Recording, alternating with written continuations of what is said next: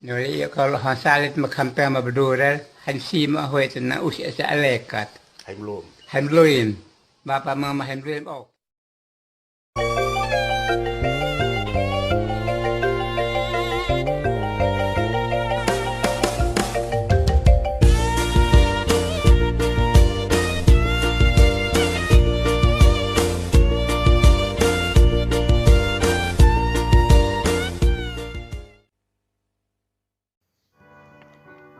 Death penalty, hukuman mati menurut Paus Yohanes Paulus II dan Paus Fransiskus.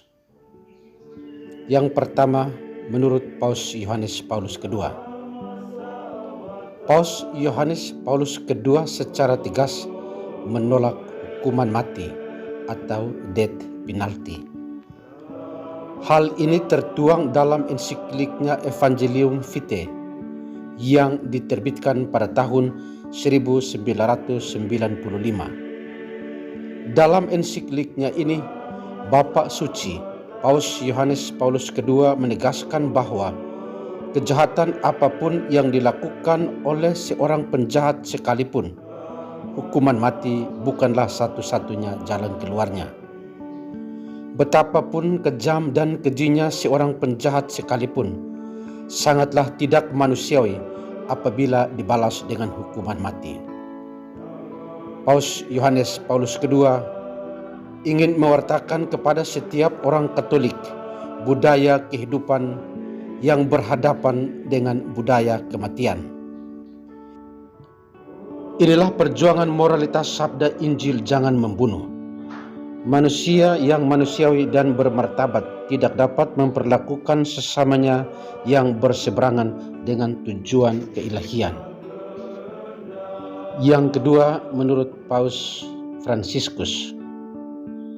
Paus Fransiskus dalam audiensinya di Vatikan pada tahun 2018, tepatnya bulan Agustus, menegaskan bahwa hukuman mati yang diberlakukan dewasa ini merupakan serangan atas hidup dan martabat manusia itu sendiri. Paus menolak death penalty atau hukuman mati. Menurutnya, setiap hukuman mati yang diterapkan atas sebuah kejahatan akan menyebarkan bara dan api balas dendam yang berkepanjangan.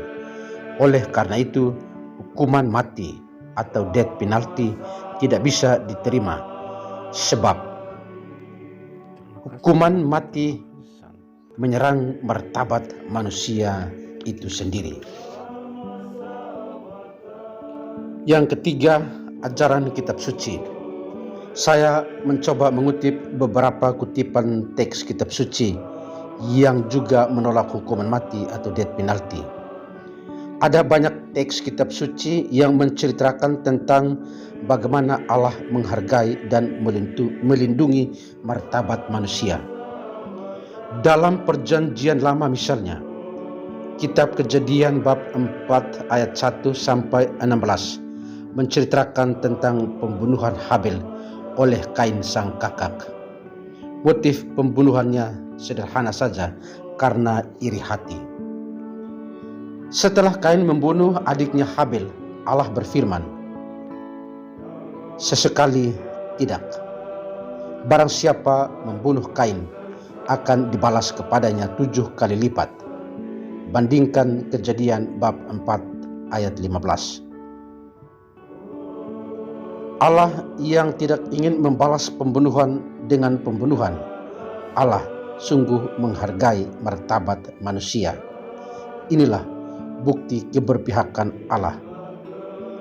Yesus sendiri dalam Perjanjian Baru pun tidak menggunakan kekerasan untuk melawan kekerasan. Yesus menegur Yakobus dan Yohanes yang kecewa dengan orang-orang Samaria.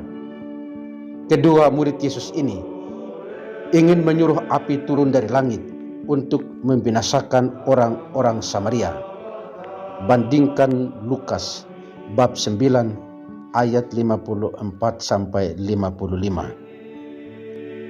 Ketika Yesus di hadapan para algojo yang ingin menangkapnya, Petrus sang murid Yesus menghunuskan pedangnya. Kata Yesus, sarungkanlah pedangmu. Bandingkan Matius bab 26 ayat 52. Di atas salib pun Yesus masih mendoakan penjahat yang menghujatnya dan para algojo.